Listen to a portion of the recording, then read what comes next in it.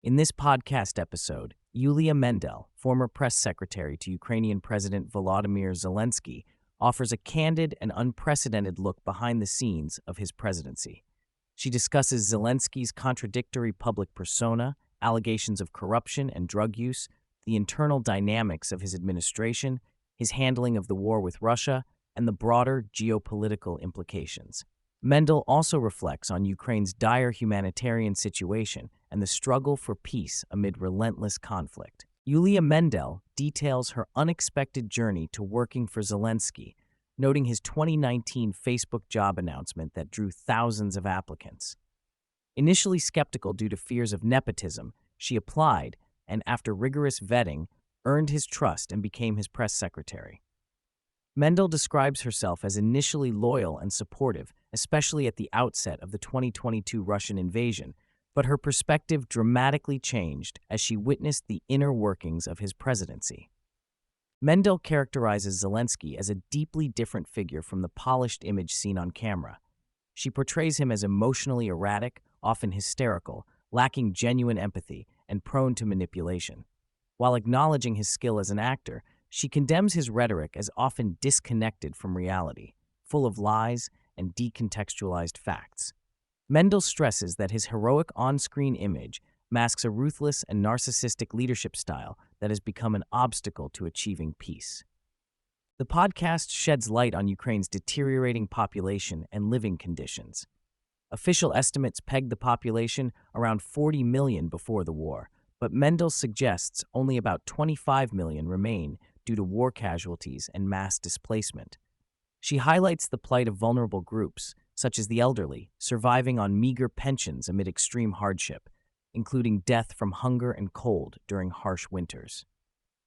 The working population has dramatically shrunk, children's education is suffering, and the country faces a bleak demographic decline. Mendel notes the difficulty of obtaining reliable death tolls due to war chaos and intentional information suppression. Official civilian deaths are estimated at 15,000, but frontline realities like Mariupol's tens of thousands of graves suggest much higher military and civilian fatalities, potentially in the hundreds of thousands. She recounts how some soldiers' deaths are concealed or misrepresented by officials to downplay losses, emphasizing the opacity and politicization of casualty figures. According to Mendel, endemic corruption persists at the highest levels of Zelensky's government. She recounts stories from insiders revealing state ministries involved in laundering funds, especially from social policy and pension sectors, with Zelensky's knowledge or direct approval. She alleges that Zelensky and close associates benefited financially, with oligarchic ties and schemes flourishing despite public anti-corruption rhetoric. Mendel reveals how some government officials received illicit dark money payments and how reforms demanded by international partners like the IMF were sabotaged. Mendel critiques the Western narrative that overwhelmingly champions Zelensky, noting a tacit agreement to overlook or downplay his flaws in order to maintain unified support for Ukraine. She expresses frustration that detailed investigations into corruption or governance failures receive scant attention in U.S. media. This selective focus feeds a constructed myth of Zelensky as an infallible leader while obscuring the complexities and dysfunction within Ukraine's leadership. The podcast explores Zelensky's relationship with his longtime chief of staff, Andriy Yermak, whom Mendel describes as equally narcissistic and paranoid. She traces Yermak's shadowy background, from working as a lawyer in a strip club to entanglements with smuggling and mafia-linked operations. Mendel portrays a toxic synergy between the two men, combining Zelensky's vision with Yermak's ruthless tactics, resulting in a chaotic and often irrational government, functioning more on personal ambitions than coherent policy. Mendel recalls Zelensky's early platform as the president of peace, promising to make peace with Russia, including standing on his knees to implore Putin. Yet, after ascending to power, Zelensky adopted increasingly nationalist, militant stances, contrary to his original message. She reveals private assurances made to Putin that Ukraine would not join NATO were later contradicted by his public calls for NATO accession, an unattainable goal used as leverage to prolong the war. Mendel details 7 missed opportunities when Zelensky could have pushed peace talks forward, but chose instead to escalate conflict, suggesting that the war suits his political survival and hero image. The podcast uncovers a harsh crackdown on dissent within Ukraine, with critics of Zelensky branded as pro-Russian, facing imprisonment or forced conscription to perilous front lines as a form of political punishment. Mendel recounts examples of opposition figures jailed on dubious treason charges and bloggers summoned by security services for expressing anti-war or peace-oriented views. She describes prisons as overcrowded and inhumane, and paints a grim picture of freedom of speech severely constrained under martial law and Zelensky's autocratic tendencies. Mendel addresses the paradox that despite vast Western financial and military aid, ordinary Ukrainians lack basic necessities such as heat, adequate uniforms, and food. Corruption and mismanagement mean donations are siphoned off or wasted, deepening the suffering and delaying peace.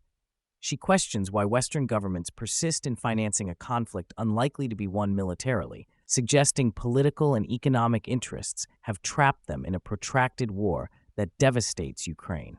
The guest discusses long-standing rumors and allegations of Zelensky's cocaine use, supported by testimonies from acquaintances, clubgoers, and insiders.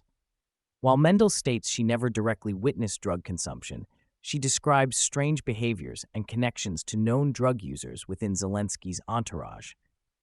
She also touches on his wife, painting her as a more humanizing influence though politically disengaged, and recounts anecdotes illustrating Zelensky's misogynistic attitudes and volatile personality. Mendel reflects on the contentious and complex relationship between Zelensky and Joe Biden's administration. She reveals Biden reportedly viewed Zelensky as emotionally manipulative and weak, while Zelensky considered Biden ineffective in pushing NATO support. She recounts Zelensky's frustrating attempts to pressure the U.S. for weapons and political backing, often clashing with diplomats. The Biden administration's growing exasperation culminated in decisions that at times undercut Ukraine's war aims due to Zelensky's erratic policies and failure to implement reforms demanded by Western partners. Mendel shares her involvement in investigative reporting on Hunter Biden's ties to Ukrainian energy firms linked to oligarchs under investigation for money laundering.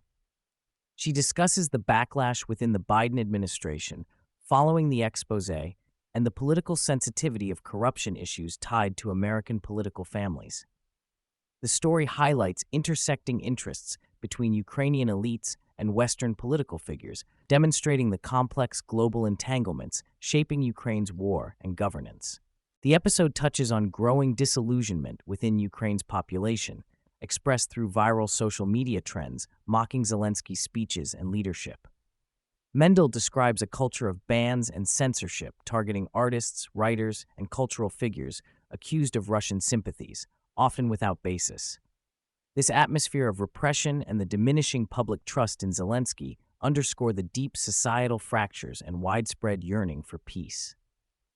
Mendel explains that legal and political obstacles, including martial law and election delays, effectively lock Zelensky in power. She warns that elections are being manipulated or postponed to allow him to manufacture outcomes favorable to his continuance.